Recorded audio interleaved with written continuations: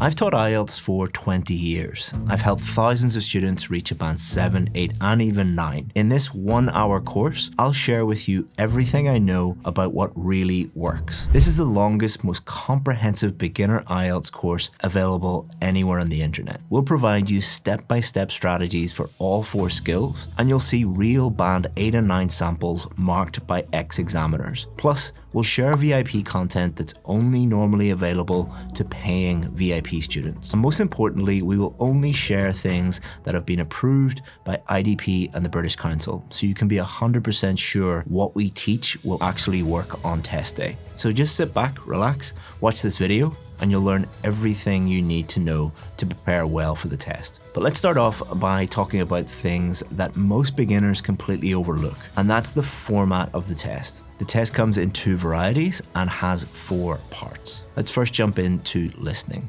There are things that successful students do that they find very, very easy, and there are things that students who have quite a high listening ability, but they get low scores because they don't know the things that we're going to cover today. Let's jump into it. So the IELTS test is 30 minutes long. Now, the thing about that is you might think like that doesn't sound like a lot of time, but trying to focus for that amount of time in a foreign language is actually more difficult than you would think. And we'll talk about how to overcome that problem later on in this video. And it has 4 sections. So the 4 sections get progressively more difficult as you go through. So section 1 is quite easy. Section 4 is the most difficult. And the thing that is very different between the IELTS test and how students normally learn listening in the classroom is when you are learning English in a classroom, your teacher will probably play a listening tape 2, 3, 4 times. On test day, you will only hear the IELTS listening test once. And the thing that trips up many, many students is they are unfamiliar with the different types of questions that you might get. We're going to cover all of them, and I've also included all of them in this PDF guide for you. This guide has everything that you need, and I'll show you how to get that later on in the video. But it's really, really important that you understand that there are 10 plus different types of questions in the IELTS listening test. So why do students struggle? Why do students who should be getting a band 8 or a band 9 end up getting a band 5 or a band 6? I know that you want me to tell you what to do that works, that just automatically boosts your score. But the way that I teach is I teach things that work, things that you should do, but I also teach things that you should not do. The things that you should not do are actually more effective at boosting your score. Because imagine you're walking through a minefield. I am the person telling you, don't step there. If you step there, you're going to step on the mine. I'm guiding you through. You need to be aware where the mines are so that you can make it to the other side of the minefield. So the big problem for the IELTS listening test is you're not just listening. You have to do multiple different things all at the same time. You need to read the question, so you're listening and reading. You need to listen carefully, which involves a lot of focus. Then you need to write your answer, so you're reading, listening, focusing, writing. You're also thinking. You might be predicting what may be coming up next. And you're managing your time. You're thinking about the next question coming up. So there are multiple things happening at the same time. And that is very, very difficult for many, many people, but it is not difficult if you know how to handle it. So let's think about what successful students do. What do they do differently? Well, one of the things that successful students do is they try and master each section, and they don't really worry about mastering the next section until they've really nailed the first section, because as I said, it gets progressively more difficult. So section 1 is just the basics. If you're aiming for a band 7, 8, or 9, you should be getting 100% here.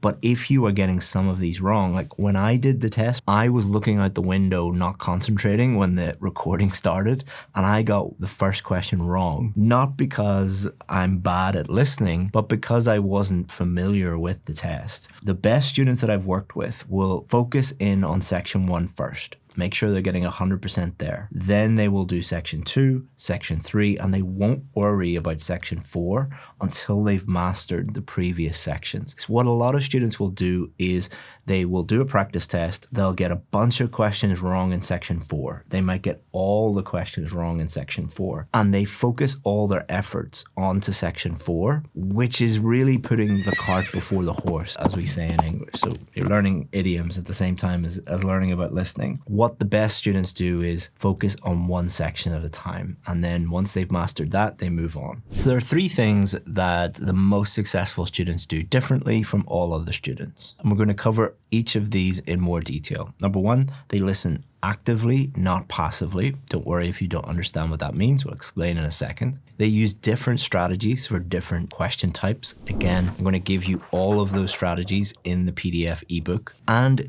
during their practice, they listen just once. They make it a little bit difficult for themselves. And we'll talk about why that's really important in a second. So active listening, what does this actually mean? What's the difference between active listening and passive listening? So remember I said at the beginning that the IELTS test requires you to do multiple things at the same time. Well, Band 7, 8 and 9 students understand this, and what they do is they actually try and do multiple things at the same time during their preparation. Because if you think you have 2 weeks or 6 weeks, or maybe you have 6 months to prepare, you will be listening to English in general, even watching TV or listening to YouTube, like what you're doing now, for many, many, many hours. Passive listening is just listening and only just listening. How you would watch TV, for example. Active listening is listening and doing something else at the same time. Let's look at some examples here. So imagine you're watching a TED Talk. Passive listening would be just watch the TED Talk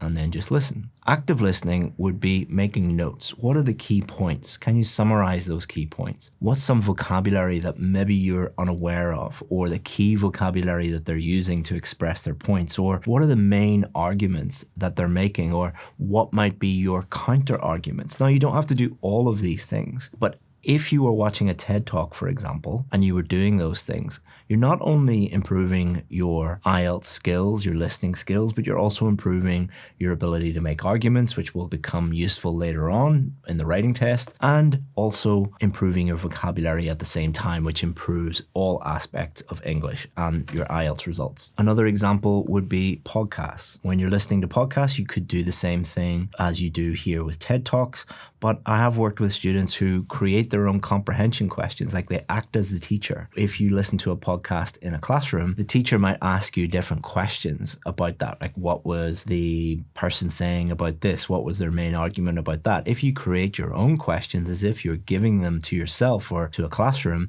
it makes you think really deeply about what you are actually listening to. The most successful students who do IELTS practice tests, like these ones here, the Cambridge ones, they're doing them under exam conditions. Now, if you don't do them under exam conditions, you are pausing, you're listening multiple times, you're checking the answers, cheating a little bit. I understand that the temptation is there to do that, but the best students don't do that. They listen once under exam conditions because it's forcing them to do all these multiple things at the same time. So next time you're listening to a podcast, watching a movie, watching YouTube, whatever you're doing, it could even be making notes on this video. Do something extra. It is going to hone all of those skills, those sub-skills that you will need on test day. The second thing that the best students are aware of and the best students do is they know that there are different types of questions, and these require different strategies. So for example, you might get a multiple choice question. What a multiple choice question is doing is asking you to differentiate between the meaning of different words. Form completion, it requires different skills. It is asking you to read and predict what might come up and then identify those things that you predict. Maps require you to visualize a map and think about walking through an area. And sentence completion involves grammar and prediction. So all these different types of question require different skills and require different step-by-step strategies. So let's look at a real question, a multiple choice question. And let's look at why strategies are very, very important. So we have a 5-step strategy for multiple choice. First one is read the instructions carefully. A lot of students who should be getting a band 8 or band 9 simply just don't read the instructions. It tells you exactly what to do, and if you don't do what they say, you lose marks. Then for multiple choice, we need to differentiate between the different keywords. So for this question, we had economy, we had standard, and we had premium. So what you need to do is think about the difference between these 3 words. So the thing that I would notice is economy and standard are synonyms. And these generally mean cheaper, whereas premium means more expensive. And that brings us on to the next step, which is thinking of synonyms that might come up. So premium might be something like first class. It might be something like expensive. It might be something like the top option. Economy might be cheapest, or it might be something like third class. Standard might be something like normal. We're doing all of this before we hear the actual recording, so that when something comes up, it probably won't say premium.